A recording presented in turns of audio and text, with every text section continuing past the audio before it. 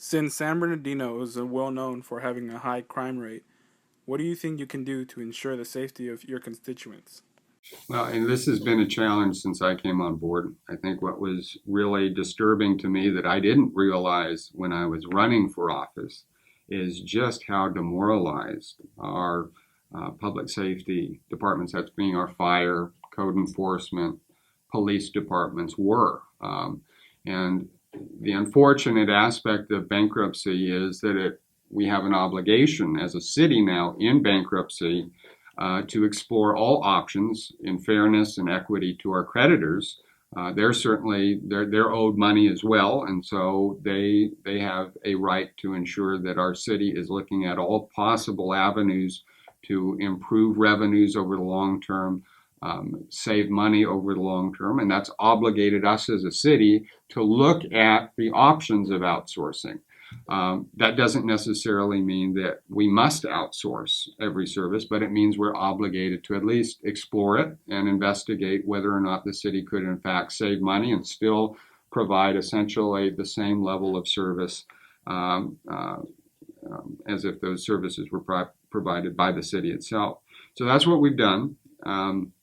We've come to an agreement with our police professionals. We now have a 5-year agreement that we have negotiated, which I believe, and I think I'm supported by our police officers, will help stabilize the department. I think it's an agreement that allows us, gives us some breathing room as a city to really focus on, again, rebuilding our tax base so that we can support city services going forward.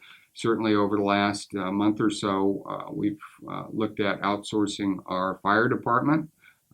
That has created certainly some concern within the community as to whether or not this particular proposal, which is what we call an annexation into the county, is the ideal approach for our city. There'll be ongoing debate and discussion on this. We still have several hoops to jump through in terms of getting that proposal finally approved and in place.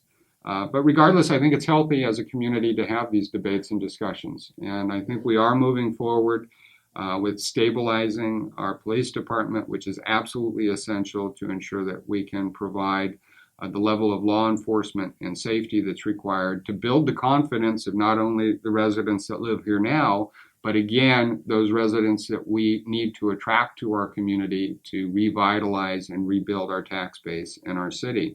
So law enforcement is absolutely vital, and addressing blight and crime will be a priority moving forward once the bankruptcy is more or less concluded within the next 6 to 9 months. And we will be moving forward aggressively to begin rebuilding our police departments, rebuilding the morale of our fire and code enforcement, and moving our city forward in a way that gains the confidence of our residents that this is a safe and community to live in.